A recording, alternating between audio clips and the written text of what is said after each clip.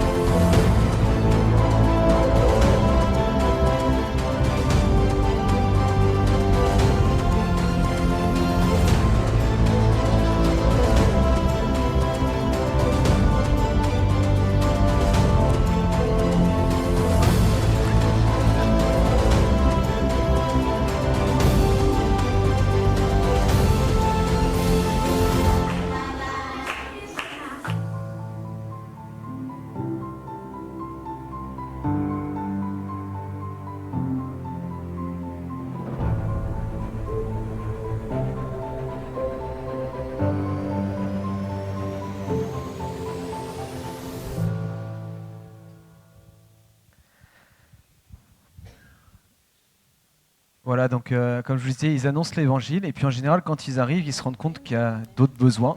Et donc, il y a tout ce qui s'est créé autour maintenant, le côté santé, le côté développement, le côté éducation, selon les besoins de ces communautés les plus isolées. Et on travaille toujours avec des partenaires. Donc, est-ce que vous avez déjà entendu parler de Mercy Ships? Ça vous parle ou pas? Les bateaux hôpitaux. Vous allez ressortir d'ici, vous allez dire on est fiers d'être chrétiens. Parce que on a une organisation chrétienne qui s'appelle aussi Mercy Ships, qui a créé des bateaux, des paquebots hôpitaux. Et donc avec ces paquebots, ils vont dans les endroits en Afrique, et là ils sont à Madagascar en ce moment. Donc nous, avec les avions, on va chercher les gens qui ont besoin d'être soignés dans les endroits les plus reculés, on les amène jusqu'au port, et eux, sur les hôpitaux, ils sont soignés. Donc on peut imaginer Là, ils m'ont montré une vidéo l'autre fois d'une petite fille qui avait une énorme tumeur cancéreuse là sur la gorge, donc au fin fond de la brousse. elle va grandir, elle se dira mais je ne pourrai jamais être soignée. De toute façon, il n'a ni les compétences, ni l'argent. Et c'est tellement, même si on l'avait, c'est tellement loin, je ne pourrais pas y aller. Et donc là, elle est prise, on va la chercher, on l'emmène sur le bateau, elle est soignée, le tout gratuitement. Amen, gloire à Dieu. Parce que c'est les dons des chrétiens du monde entier, c'est des ONG qui sont internationales, donc c'est les chrétiens du monde entier qui se réunissent pour pouvoir soutenir ces organisations-là. Et donc, j'étais il y a pas très longtemps dans un endroit où on présentait plusieurs ONG. Quand on regarde tout ce que les chrétiens font à travers des ONG, on fait, on est un petit peu fiers d'être chrétiens quand même. Mais il y a encore du boulot. On est vraiment loin de ce qui doit être fait encore. Et je vais répondre à vos questions après. Je vous propose une dernière vidéo et puis je réponds à vos questions si vous voulez pour pas être trop loin.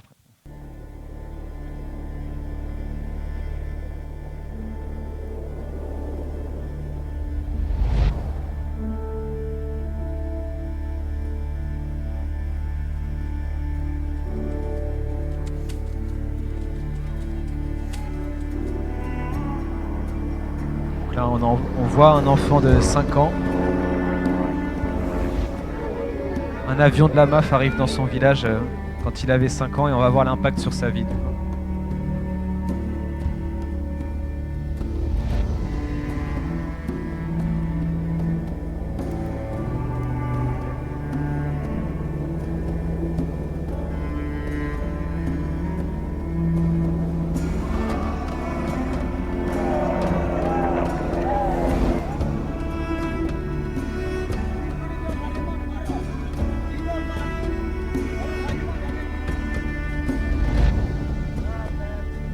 Vous imaginez bien qu'on travaille avec des organisations qui peuvent amener des Bibles dans leur langue.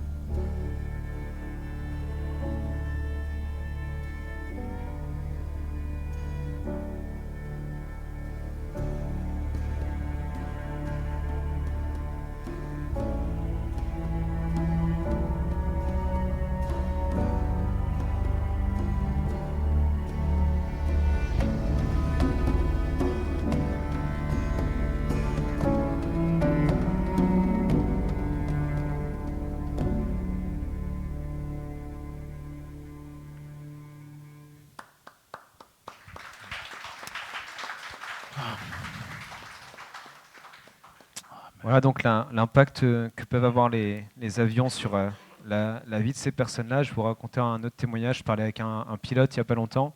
Il disait que donc qui est à la retraite maintenant. Il me disait sur sa première mission, il a été appelé. C'était un évangéliste qui était instituteur à côté. À chaque fois qu'il avait du temps libre, il prenait sa moto, c'était en Angola, je crois, et il allait évangéliser les régions les plus reculées pour pouvoir parler de Jésus. Et arrivé ce qui devait arriver sans casque, il est tombé, il s'est fracassé le crâne et il a été transporté d'urgence à l'hôpital le plus proche où c'était des missionnaires blancs qui étaient là. Et lui-même était pilote blanc. Ils ont après amené l'avion pour essayer de l'emmener jusqu'à la capitale pour le sauver. Et c'était un moment où il y avait des grosses tensions entre les blancs et les noirs en Angola, au point que les noirs ne voulaient plus entendre parler des blancs en fait à ce moment-là. Et quand ils ont vu tout ce qu'il faisait pour lui, Ils se sont dit, ouais, c'est extraordinaire parce qu'ils le font par amour, là. On voit qu'ils le font par amour et pas pour récupérer quelque chose qu'ils veulent prendre, comme ça c'est malheureusement énormément fait. Et, euh, et c'était son premier vol. Il l'a pris, il est mort en vol pour aller à l'hôpital. Donc il s'est dit, est-ce que je fais demi-tour, est-ce que je l'emmène à l'hôpital? Il a fait demi-tour, il est revenu, il a rendu le corps à sa famille. Et ils ont préparé l'enterrement et ils ont été accueillis comme des frères. En fait, à l'enterrement, il y a toutes les milliers de personnes à qui cette personne avait rendu, avait parlé de l'évangile, qui sont venus et qui ont aussi manifesté de l'amour envers des blancs qui, à ce moment-là, ils voulaient vraiment pas avoir d'amour pour les blancs à ce moment-là, quoi. Et, euh, et c'est aussi ce qu'on fait au travers de la MAF, c'est de la réconciliation entre les peuples. Et pas que entre les blancs et les noirs, ou les blancs et d'autres. Voilà, c'est aussi entre certaines tribus. Vous avez vu la Papouasie-Nouvelle-Guinée, il peut y avoir deux villages, une forêt au milieu, et des luttes intestines entre les tribus qui ne parlent même pas la même langue. Donc en apportant l'évangile, c'est aussi des tribus qui se restaurent les unes les autres et qui commencent à vivre l'amour et la compassion entre elles. Donc c'est vraiment un travail, c'est pas parce que j'y travaille, hein, mais je trouve qu'il y a vraiment un travail extraordinaire qui est fait au travers de tout ça. Et voilà. Donc, au moins, je pense que personne ici connaissait. Non. Si? Vous en aviez entendu parler?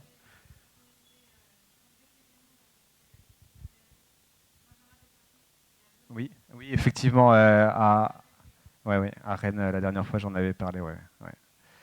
Ok. Est-ce que vous avez des questions là-dessus?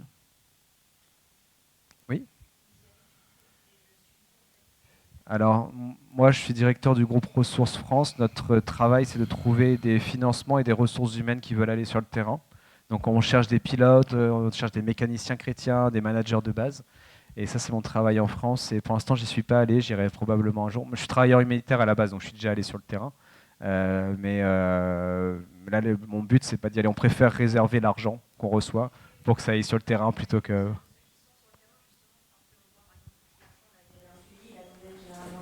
Ouais, c'est les pilotes, les mécaniciens, tout ça, ouais. Ah oui. En fait, c'est géré par base pays. Et en fait, nos avions sont dans les pays. Ils ne sont pas en France ou en Europe, ailleurs, les avions. Ils restent dans les. Donc, nos avions qui sont en Papouasie-Nouvelle-Guinée, ils sont toujours en Papouasie-Nouvelle-Guinée. Ils volent tous les jours pour aller dans plein d'endroits différents, quoi. Oui. Mis à part ces métiers-là, de quelle façon on peut aider l'ONG? Ouais, alors. Quel travail ou Dans les autres métiers, on va avoir sur le terrain, on va rechercher aussi dans les métiers de la finance compta et des enseignants parfois aussi. Au niveau international, on va chercher des informaticiens souvent, parce que vous imaginez bien que dans l'aviation, il y a des grosses bases de données, des choses comme ça à gérer. Et en France, on cherche des bénévoles pour être ambassadeurs, pour pouvoir parler dans les églises comme je le fais maintenant, dans des événements, des festivals, des événements de jeunes, des choses comme ça. Et on va chercher des gens dans la communication, réseaux sociaux aussi, en bénévolat. Voilà. Et sinon, comme toute association, on cherche des dons, évidemment. Tout ce que vous avez vu là, c'est financé 100% par des dons. Il n'y a aucun financement public européen ou quoi que ce soit, quoi. C'est 100% de dons. Oui. Et comment quelqu'un peut faire pour donner des dons alors?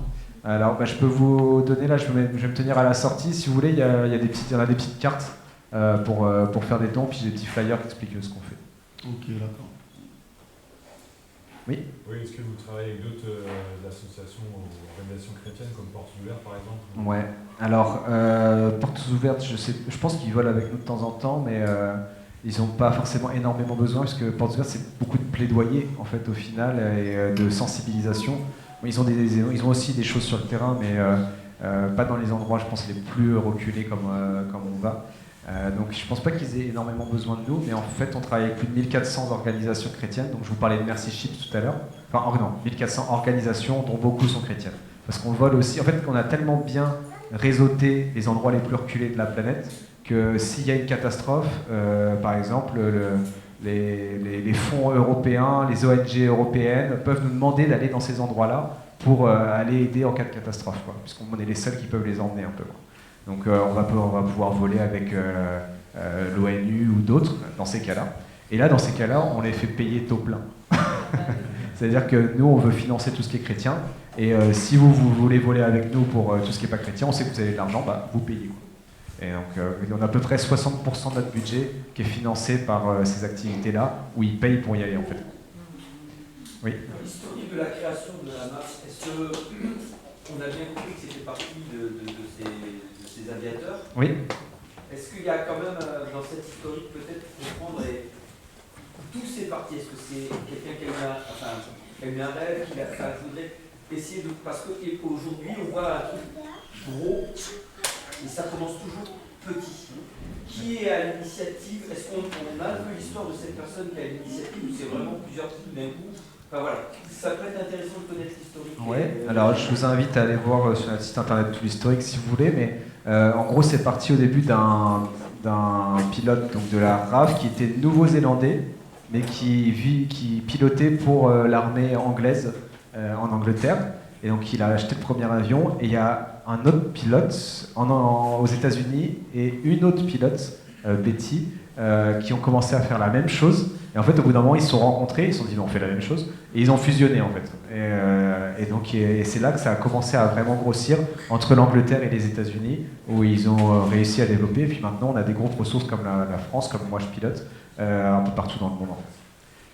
Et si ça vous intéresse, il y a même un livre pour enfants qui a été écrit sur Betty, la première femme aviateur à avoir traversé l'Atlantique, je crois. Ouais, pour l'école du dimanche, ça peut être sympa, ouais. Oui. Mis à part les demandes, tu parlais de l'ONU, je sais plus quoi, sinon sur ce compte, ce sont que des projets qui touchent les chrétiens, qui visent les chrétiens. Ah non, on touche tout le monde. Tout ce qui est humanitaire, c'est vraiment, on ne regarde pas la différence de religion ou quoi que ce soit. Et après... Contrairement à Porte Ouverte. Oui, contrairement à Porte Ouverte, effectivement, oui. Pour ce qui est après de l'annonce de l'évangile, on va plutôt privilégier les non-chrétiens pour leur annoncer l'évangile. Et donc le but justement, c'est de montrer l'amour de Dieu en acte auprès des non-chrétiens, pour leur dire, voilà, on n'est pas juste là pour vous dire pensez comme nous, on est là pour vous aider, même si vous ne voulez pas penser comme nous. Quoi.